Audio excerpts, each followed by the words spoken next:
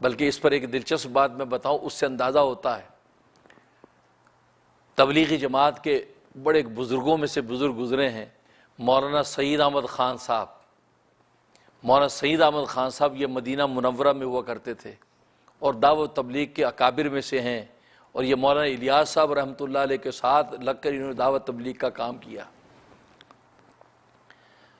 اور یہ اپنے وقت میں بہت بڑے مفتی اعظم تھے، کیونکہ یہ مفتی اعظم ہند مولانا مفتی کفایت اللہ صاحب دہلوی رحمۃ اللہ علیہ کے پاس بیٹھ کر 40 سال تک فتویٰ نویسی کی انہوں نے، اتنے بڑے مفتی۔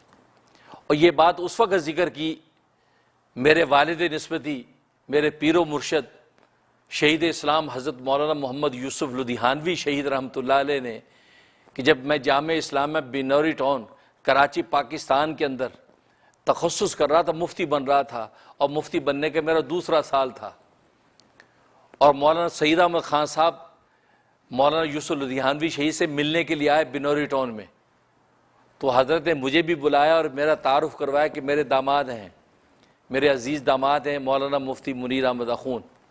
تو میں ان سے ملا تو مولانا سعید احمد خان صاحب نے مجھے کہا کہ اچھا آپ مفتی بن رہے ہیں؟ میں کہ جی حضرت میں دوسرے سال میں ہوں۔ فرمایا کہ بہشتی زیور پڑھ لی؟ بہشتی زیور پڑھ لیا؟ تو میں کہا نہیں حضرت بہشتی زیور تو نہیں پڑھا۔ اب بہشتی زیور آپ جانتے ہیں، ہم اور آپ سب یہ کہتے ہیں عورتوں کی کتابیں عورتیں گھروں میں رکھتی ہیں، جہیزوں میں ملتی ہے، لوگ گھروں میں پڑھتے ہیں بہشتی زیور۔ اب مفتی کیا سوچے گا بہشتی زیور، میں بہشتی زیور کیوں، میں تو پڑھوں گا تو شامی پڑھوں گا، میں تو بحر الرائق پڑھوں گا۔ تو میں نے کہا نہیں حضرت میں بہشتی زیور تو نہیں پڑھا ابھی، ہمارے نصاب میں نہیں ہے۔ تو یہ سنا تو ایک جلال جوش میں آ گئے، اور مجھے آج تک یاد ہے جامعۃ العلوم الاسلامیہ علامہ بنوری ٹاؤن کے مہمان خانے کے سامنے ہم کھڑے ہیں۔ فرمایا کوئی مفتی اس وقت تک مفتی نہیں بن سکتا جب تک کہ وہ بہشتی زیور نہ پڑھ لے، کوئی مفتی نہیں بن سکتا جب تک کہ وہ بہشتی زیور نہ پڑھ لے، کیونکہ بہشتی زیور آپ جانتے ہیں حکیم الامت مجدد ملت مولانا اشرف علی تھانوی رحمۃ اللہ علیہ کی تالیف ہے۔ تو یہ بات کہی۔ اب جب یہ بات کہی تو میں دل میں بڑا حیران ہوا کہ اچھا بہشتی زیور کی اتنی اہمیت ہے۔ تو مولانا یوسف لدھیانوی صاحب میرے پاس ہی ہیں، تو انہوں نے مجھے یہ اہمیت دلانے کے لیے کہ یہ جو بڑے میاں جو بات کہہ رہے ہیں یہ ایسے نہیں کہہ رہے ہیں تم یہ سمجھو کہ ایک بڑے میاں بول رہے ہیں، ایک تبلیغی بابا ایک بات کر رہا ہے، یہ نہیں سمجھوں میں تاکہ۔ تو حضرت مجھے فرمایا کہ میاں تم جانتے ہو ان کو، ان بڑے میاں کو جانتے ہو؟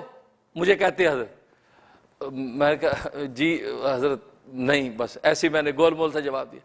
حضرت فرمایا یہ مولانا، یہ جو بڑے میاں مولانا سعید احمد خان صاحب ہیں، یہ مفتی اعظم ہند مولانا مفتی کفایت اللہ صاحب دہلوی کے ساتھ بیٹھ کر 40 سال فتوے لکھے ہیں اس نے، یہ اتنا بڑا مفتی اپنے وقت کا، لیکن یہ تو فنافی تبلیغ ہو گیا اب، یہ حضرت فرما رہے یہ اب فنافی تبلیغ ہو گیا، ورنہ اتنا بڑا مفتی اعظم ہے۔ مطلب مجھے یہ اہمیت دلا رہے کہ یہ جو بات کہہ رہے ہیں کہ بہشتی زیور، یہ بہشتی زیور کی جو بات کر رہے ہیں یہ معمولی بات نہیں، یہ خود اپنے وقت کا بہت بڑا مفتی اعظم ہے، یہ مولانا سعید احمد خان صاحب، اتنی بڑی شخصیت۔ تو مدینہ منورہ میں حضرت مولانا یوسف لدھیانوی شہید رحمۃ اللہ علیہ کے ساتھ حج پر گیا، تو مولانا سعید احمد خان صاحب مدینہ میں تھے، تو حج کے ایام میں ملاقات کے لیے حضرت نے کہا مولانا سعید احمد خان صاحب کے پاس جاتے ہیں ملاقات کے لیے۔ اب ان کے ہاں ملاقات کے لیے گئے، خیر درمیان میں واقعات کی اور تفصیلات میں اس میں نہیں جاتا۔ اب جب ہم گئے مسجد نور ہے وہ مدینہ منورہ میں، تو مسجد نور میں مولانا سعید احمد خان صاحب موجود تھے۔ جب ان کو پتہ چلا مولانا یوسف لدھیانوی آئے ہیں تو کچھ عرب مہمان آئے ہوئے تھے، سب کو اٹھا دیا، میاں جاؤ میرے خاص مہمان آ رہے ہیں، سب کو چھٹی کرا دی، سارے چلے گئے۔ اب ہم جو وفد ہے 5-7 لوگ ہم جا کے ملے۔ اب جب بیٹھ گئے تو حضرت نے میرا تعارف پھر کروایا تو وہ پہچان گئے، کہا کہ اچھا آپ مفتی ہیں، ماشاءاللہ آپ مفتی ہیں، تو آپ سے میں فقہ کے 3 سوال کروں گا۔ اور حضرت لدھیانوی شہید رحمۃ اللہ علیہ فرمایا کہ آپ تو مفسر ہیں، آپ سے تفسیر کا 1 سوال پوچھوں گا، کوئی کلیریفیکیشن کرنی یہ پوچھوں گا، یہ بات۔ اس کے بعد فرمایا کہ کیا پئیں گے، سنت پئیں گے یا مکروہ پئیں گے؟ حضرت لدھیانوی شہید سے انہوں نے یہ پوچھا کہ سنت پئیں گے کہ مکروہ پئیں گے؟ تو حضرت لدھیانوی شہید رحمۃ اللہ علیہ ہنسنے لگے، فرمایا کہ حضرت ہمیں یہ تو پتہ نہیں کہ سنت اور مکروہ سے آپ کی کیا مراد ہے، لیکن پئیں گے ہم سنت، جو مکروہ کی پئیں گے ہم سنت، لیکن پتہ نہیں آپ کی اصطلاح سے کیا مراد ہے۔ حضرت فرمایا میں دودھ کو سنت کہتا ہوں اور چائے کو مکروہ کہتا ہوں۔ کہ جی کیسے؟ اس لیے کہ جب بھی کوئی دودھ پیتا تو اس کو اللہ کی نعمت سمجھ کر پیتا ہے، کہ دودھ اللہ کی نعمت ہے، بسم اللہ الرحمن الرحیم پڑھ کے پیتا ہے، اور بعد میں اللہ الحمدللہ کہہ کے شکر بھی کرتا ہے۔ لیکن چائے پینے سے پہلے کوئی بسم اللہ نہیں پڑھتا، اس کو اللہ کی نعمت ہی نہیں سمجھتے، وہ چائے اٹھائی چسکی لگاتا ہے اور پی کے اس کے بعد ٹانگ پہ ٹانگ کہتے رکھ لیتا ہے۔ گویا کہ سنت کے جتنے تقاضے، کوئی تقاضے چائے پر پورا نہیں کرتا، حالانکہ چائے تو وہ نعمت ہے کہ جس کے اندر دودھ بھی شامل ہے، اس میں پانی بھی شامل ہے، اس میں پتی بھی شامل ہے، چینی بھی شامل ہے، اور نعمتوں کا مجموعہ ہے۔